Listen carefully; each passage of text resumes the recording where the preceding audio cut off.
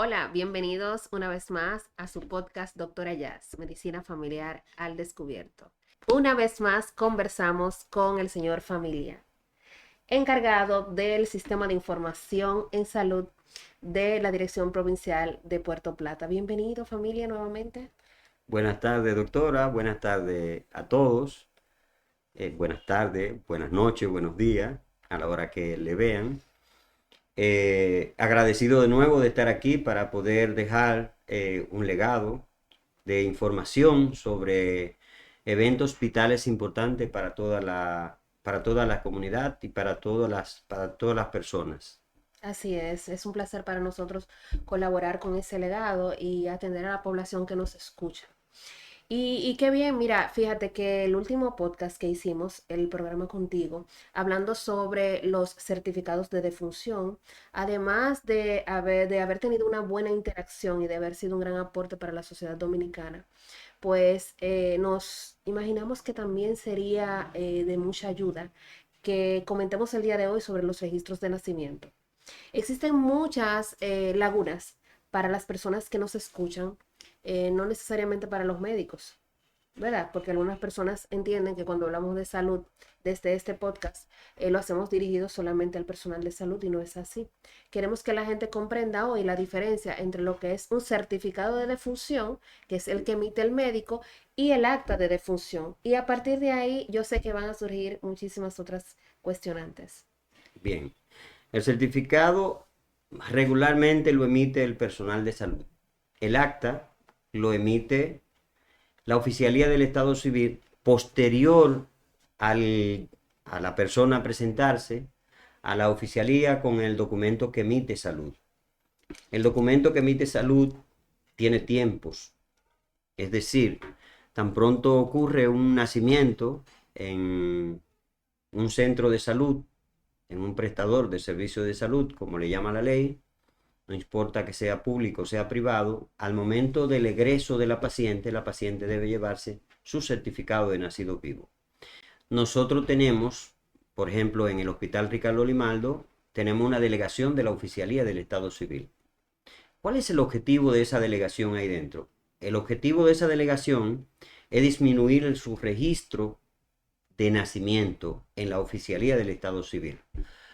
¿Por qué la persona debe irse con su documento? Por una razón muy simple, porque cuando yo dejo de entregar un certificado de nacido vivo a un niño, yo le violé sus derechos fundamentales. Le violé el derecho a la nacionalidad, el derecho a la identidad, el derecho a la educación, y a partir de ese momento empecé violentándole los derechos a alguien que acaba de nacer, y si acaba de nacer, tiene sus derechos intactos, pero nosotros se lo violentamos cuando no emitimos el certificado de función oportunamente. Estamos diciendo, discúlpame familia, que ese certificado que emite el médico es la puerta de entrada a la identidad dominicana. Exactamente. O sea, no hay otra forma. No hay otra forma en que un niño adquiera un nombre, una nacionalidad y un derecho a la educación si no es con un certificado de nacimiento. Lo de cada hospital de tercer nivel o cada hospital donde se registran partos. Todos los hospitales de segundo nivel hacia arriba, están facultados para llenar un certificado de nacimiento. ¿Qué sucede con un niño que, por ejemplo, la madre va de camino al hospital y el niño nació en el trayecto? El hospital debe llenar el certificado de función, aunque diga que el nacimiento ocurrió fuera del establecimiento de salud, pero es responsabilidad del prestador de servicio de salud al que ella fue a demandar el servicio de salud que emita el certificado. Ocurre lo mismo, es el mismo protocolo cuando el nacimiento es en el hogar. Sí, así es. La persona puede dirigirse al prestador de servicio de salud, de hecho debe dirigirse, porque ella no sabe si va a ser una hemorragia posparto. Y entonces, como ella debe ir a demandar un servicio de salud, al momento de demandar su propio servicio de salud, entonces a él inmediatamente le van a emitir el certificado de nacimiento, porque ella va a decir por qué está demandando su servicio y va a demandar el certificado de nacido vivo para el niño que ha nacido. ¿Qué tiempo tiene la madre, o sea, el familiar, para hacer este registro? Mira, antes en la antigua ley, el certificado debía ser registrado dentro de las primeras 48 horas en la oficialía del Estado Civil después de haber sido emitido por el prestador de servicios de salud, no incluido sábado, domingo o día feriado. pues ahora la ley se hace un poco más flexible por un asunto de subregistros.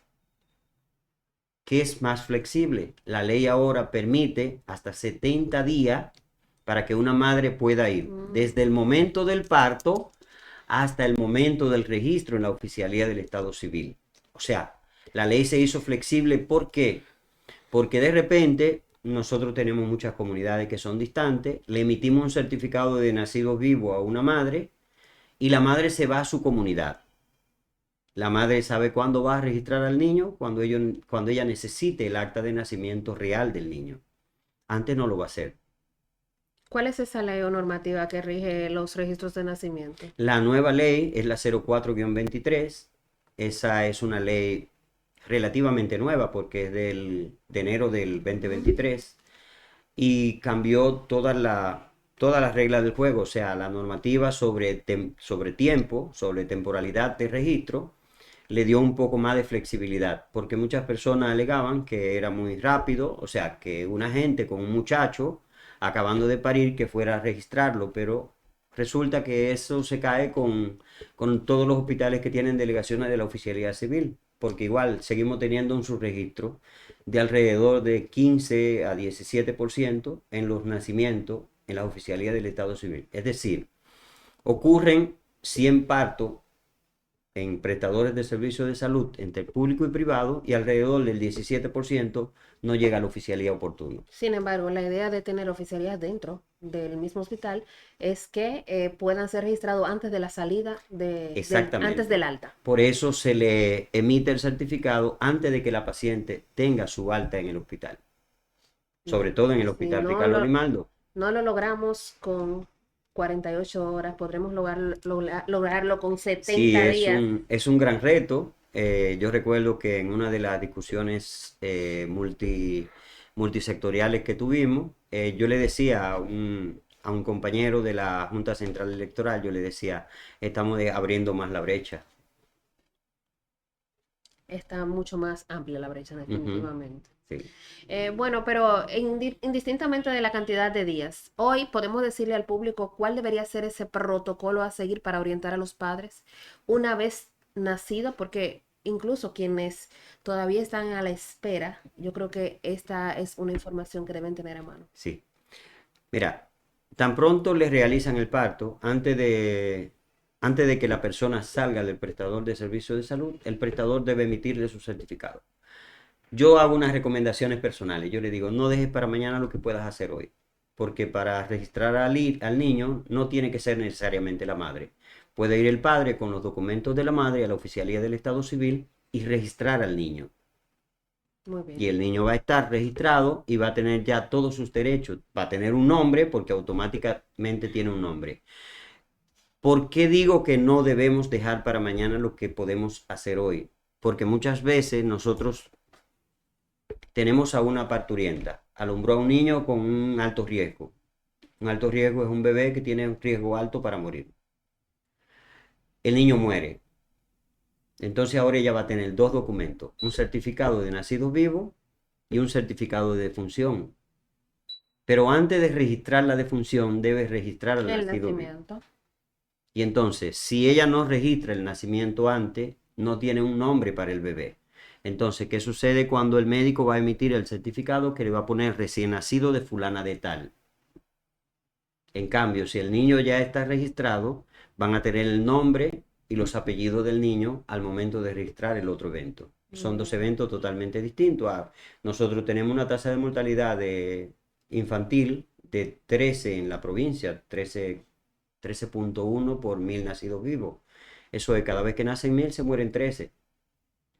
Si tú eso no lo registras antes como nacido vivo, tampoco lo va a poder registrar como una defunción. Es que no puede haber una defunción sin un nacimiento. Pero la situación es mucho más grave, familia, porque sé que estamos haciendo referencia a aquellos eventos que suelen ocurrir durante las primeras horas de vida. Pero ¿y qué me dices de aquellos casos de que en los que ya son adultos que no tienen una identidad por no haber agotado este proceso? Bien, mira, la ley es, ahora si se quiere, la ley siempre ha estado ahí. Yo siempre le digo a la gente, mira, yo aún no siendo abogado, yo siempre apelo a la ley. La ley siempre ha estado ahí. Por ejemplo, ¿qué sucede ahora cuando un niño nace y no es ni oportuno ni nada de eso? O sea, la ley faculta a la Cámara Civil para emitir un certificado. Claro, la Cámara Civil y Comercial te va a pedir, te va a solicitar mucha documentación. Vas a tener que buscar testigos, vas a tener que buscar un certificado que diga que realmente tú alumbraste a un niño, que tú pariste a un niño, en la comunidad, donde sea. Entonces yo por eso le digo a la gente, cuando haces la cosa de manera oportuna, la tiene más Mucho fácil. más fácil. Más fácil y menos costosa. Documentos entonces de manera oportuna que va a Exactamente. necesitar. Documento de manera oportuna, por ejemplo, el certificado de nacido vivo y la cédula de los padres. Vas a ir a la oficialía civil, te van a decir, tienes 3 copias de esto, 3 copias de esto, 3 copias de esto, y te van a emitir tu certificado inmediatamente. Y Te van a ahora, emitir tu acta de nacimiento inmediatamente. Cuando lo dejas para después, vas a tener que ir al tribunal a buscar una sentencia. Entonces, yo siempre le digo a la gente, aunque vayas al tribunal por un documento, la visita a los tribunales son traumáticas. y registradas. Ujú. Entonces, mucho mejor cuando yo hago las cosas, cuando debo hacerlas. Si el niño nació en la comunidad, yo voy al hospital y el hospital me va a emitir el certificado. Muy bien.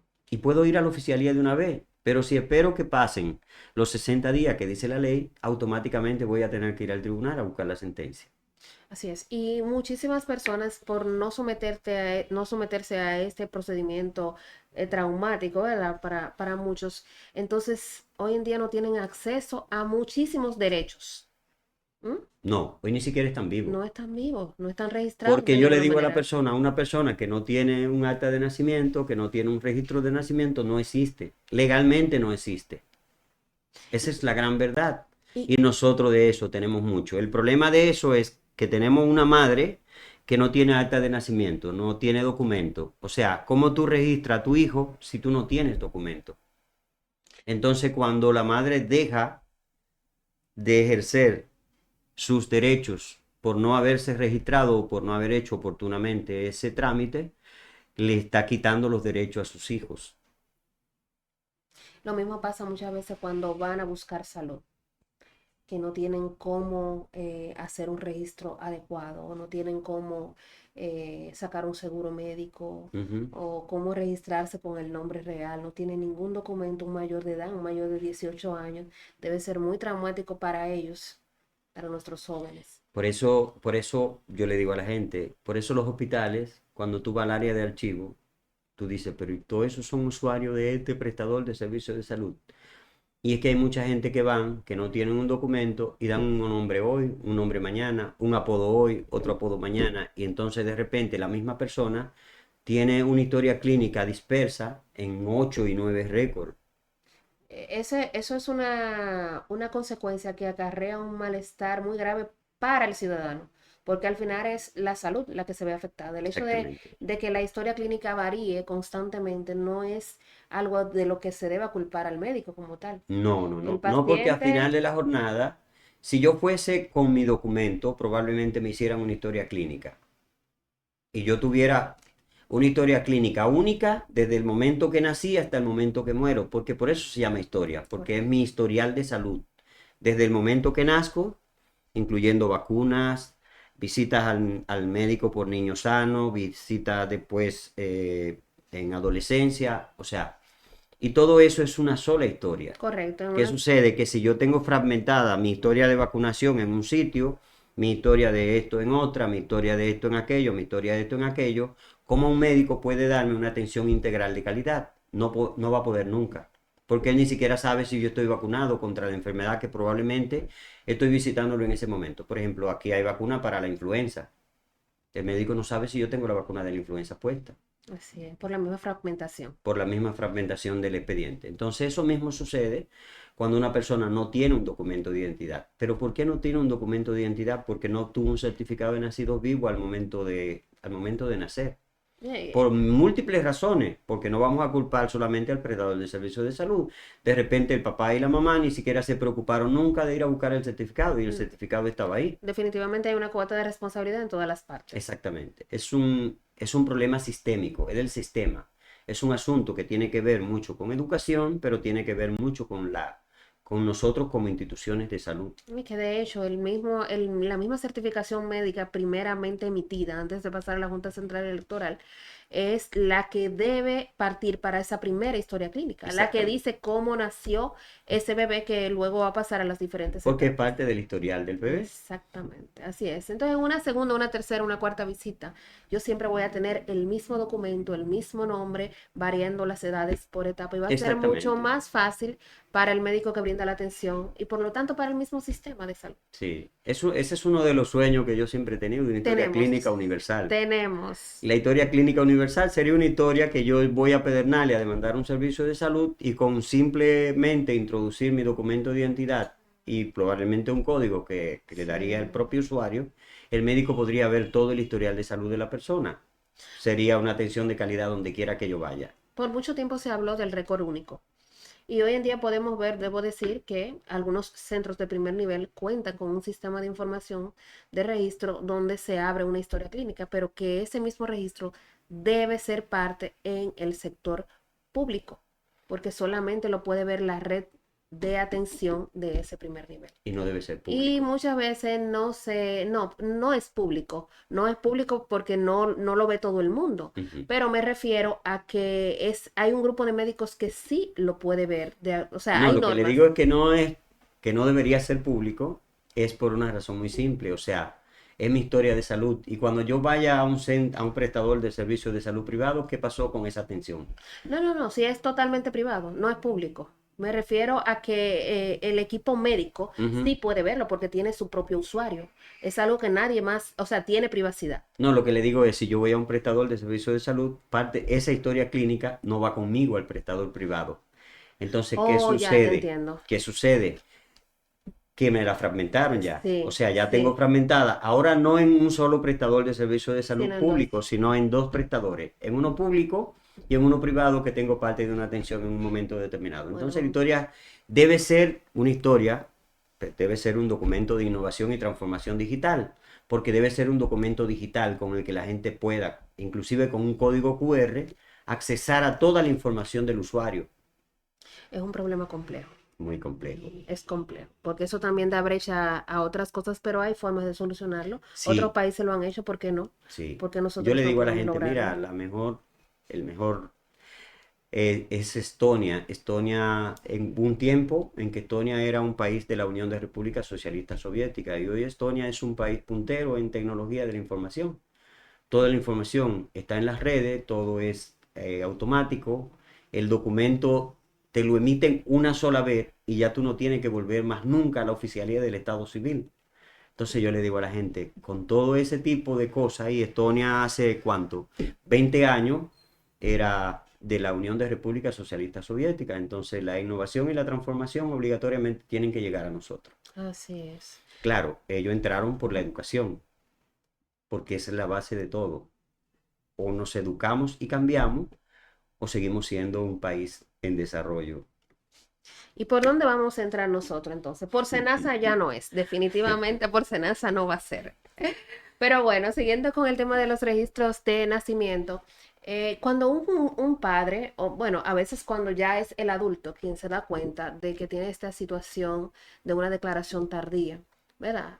Porque no sabemos cómo, pero como en nuestro país todo se puede, también tenemos algunos que a pesar de no tener sus documentos, han logrado educarse, Ujú. terminar una primaria y una secundaria.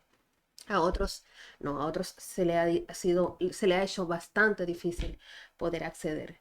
Pero una vez tenemos este mayor de edad que tiene la situación ya compleja y lo reconoce, ¿cuáles son esos primeros pasos que debe dar? ¿A dónde es que debe dirigirse? DPS, Junta Central, No. el hospital, porque tenemos muchos casos que van directamente a los hospitales.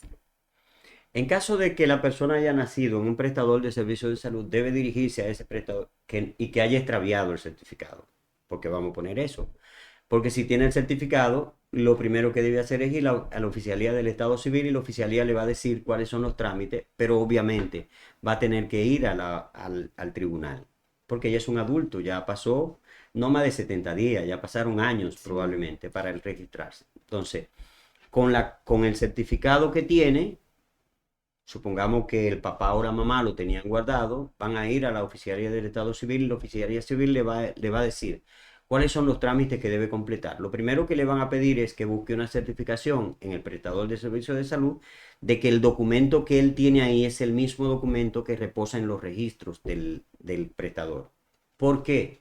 Porque de repente el documento está hasta ya borroso, no se le ven las Pero cosas, ayudaría bastante si pero ayuda fuera. bastante. El prestador le va a emitir una certificación, no un certificado nuevo, una certificación que diga que ese documento ellos lo emitieron y que ese documento es tal cual el documento original como el que consta en los registros primarios. Y después de ahí la gente va a poder ir al tribunal a buscar su sentencia para poder registrarse en la oficialidad del Estado Civil. Y si no existe certificado de nacimiento y ya tengo un Si no adulto, existe certificado de nacimiento, entonces busca un papel del alcalde pedáneo en las comunidades rurales, de la junta de vecinos, pero tiene que buscar alrededor de 7 testigos, pero va para el tribunal directo. La oficialía no va a recibir nada hasta que él no traiga una sentencia que diga que esa persona nació en un determinado tiempo. Yo recuerdo aquí había un sacerdote que lo hacía, era Franchichi, Francisco Hernández, le decía. Hay muchísimos jóvenes y adultos que hoy tienen un registro gracias a que él le hacía el trámite. Buscaba los testigos, se iba a las comunidades, hacía todo ese trámite.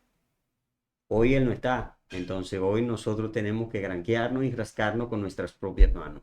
y aunque hayan personas que tengan la disposición de hacerlo, el sistema ha cambiado, la población ha crecido, ya no es lo mismo. Ujú. Cuando teníamos una comunidad mucho más pequeña en la que todos nos reconocíamos, Exactamente. era mucho más fácil, pero hoy en día la sociedad avanza y avanza y nosotros en salud nos quedamos atrás.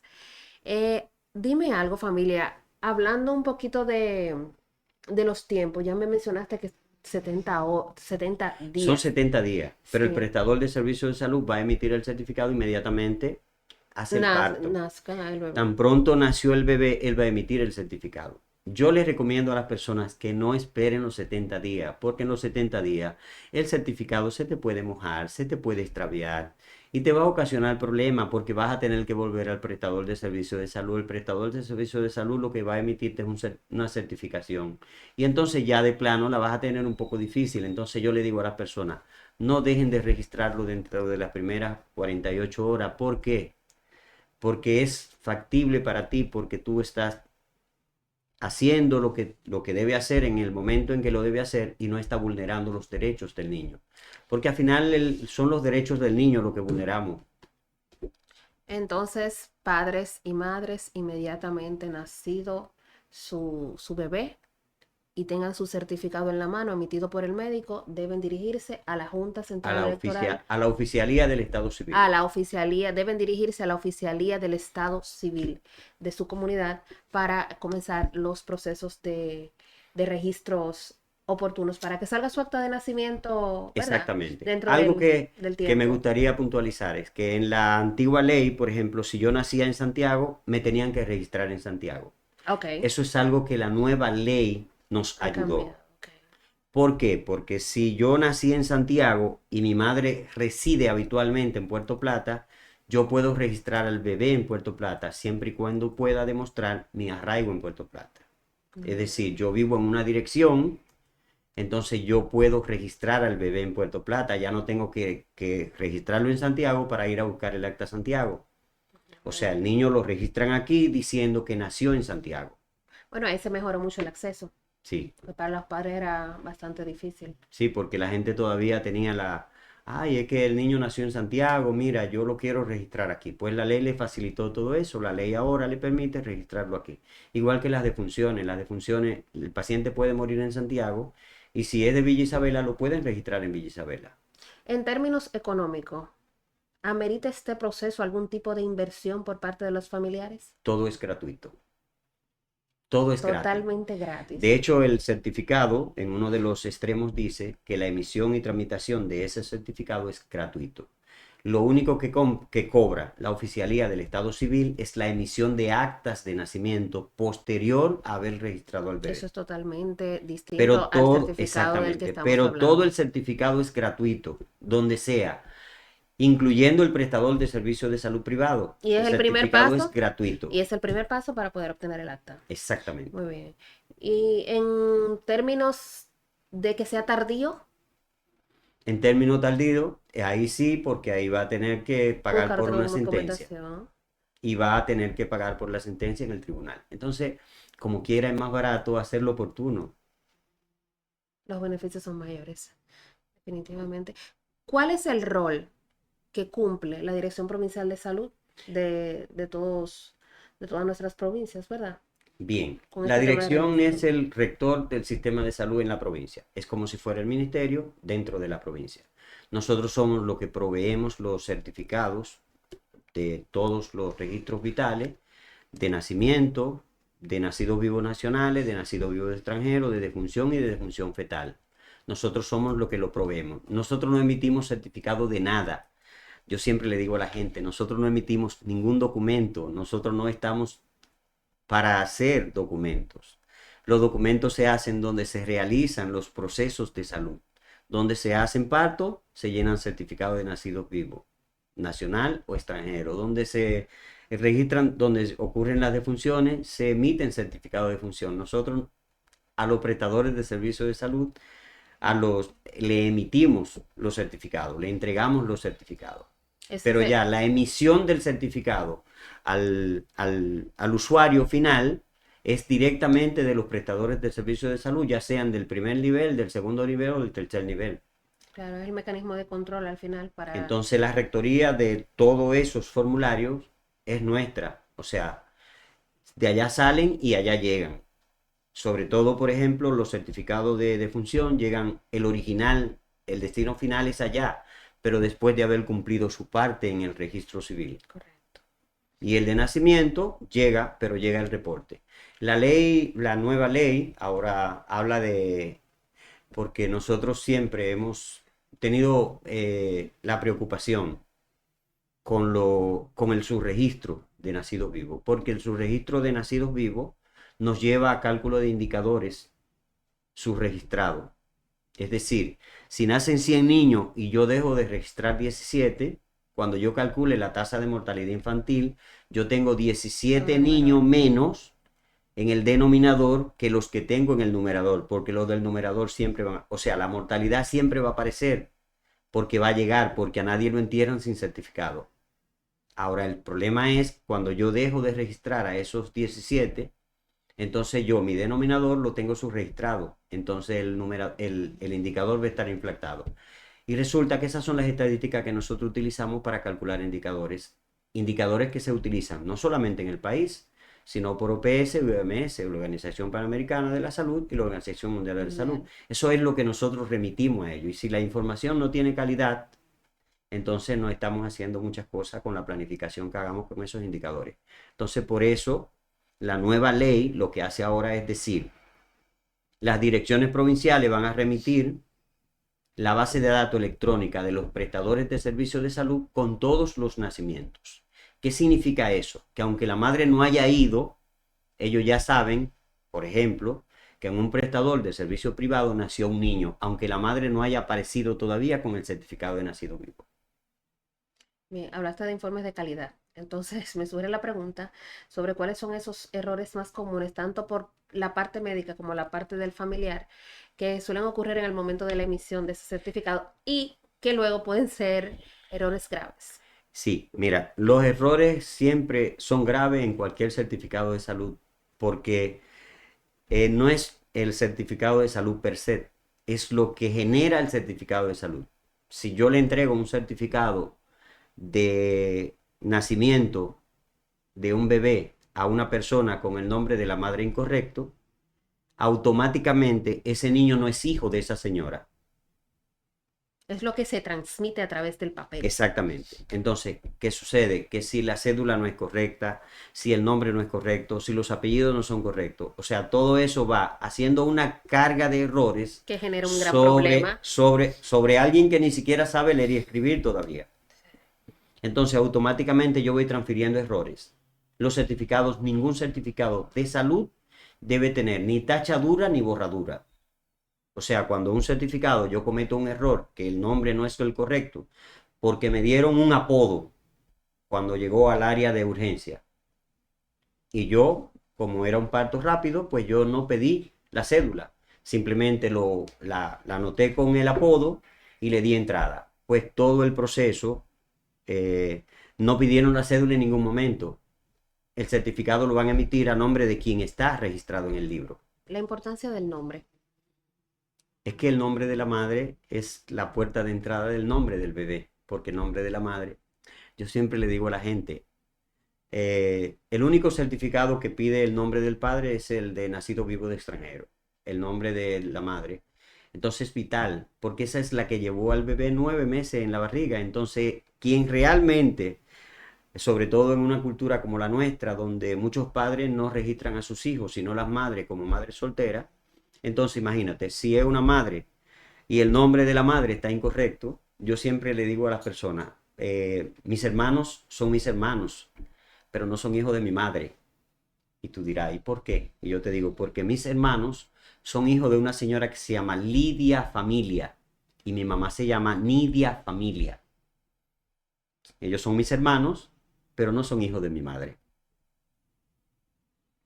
Si fuésemos a investigar, Sí, pero ellos son hijos de mi madre. sí, legalmente. Entonces, lo que sucede es que le cambiaron una L por una N y ahí está un error. Hubo que hacer una Lidia por Lidia. corrección, exactamente, hubo que hacer una corrección desde una sentencia hasta un libro de la Oficialía del Estado Civil cuando pudo corregirse con simplemente haber corregido el certificado al momento de mis hermanos nacer. Y revisarlo en el momento de la emisión ahí, porque antes de la Exactamente. Eso es entrega. algo que yo siempre le digo a las personas. Te entregaron un documento, revísalo.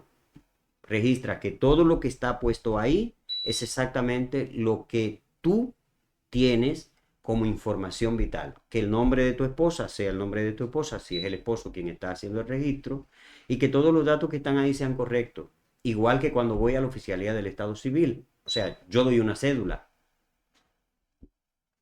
Deben darme un documento acorde con los datos que tiene mi cédula de identidad. Correcto, correcto, O sea, correcto. tú no me puedes decir que yo soy hijo de Antonia Pérez con una cédula tal si la cédula de mi madre dice que se llama María Antonia Pérez. Bueno, la verdad es que hemos traído al día de hoy una información muy valiosa. Quisiéramos terminar con algún mensaje para la comunidad y, ¿por qué no? También que puedas referir dónde deben dirigirse las personas que tienen problemas puntuales con certificados de nacimiento. Bueno, primero la puerta de entrada. La puerta de entrada de toda persona que tenga problema en un certificado de nacido vivo es el prestador del servicio de salud que emitió el certificado. La recomendación sería, sobre todo a las madres, que no se vayan de un prestador de servicio de salud sin reclamar su certificado de nacido vivo toda vez que le hayan hecho un parto. No importa que usted no haya pagado la cuenta. El certificado de nacido vivo es un documento obligatorio y no es una factura ni un comprobante de pago. ¿Por qué? Porque lamentablemente cuando usted deja de recibir su certificado, usted permitió que le vulneren los derechos de su hijo. Sin más, hemos terminado nuestro podcast del día de hoy y esperamos que ustedes nos puedan ver en una próxima entrega. Doctora Jazz, con ustedes. Gracias, familia. Muchas gracias, doctor.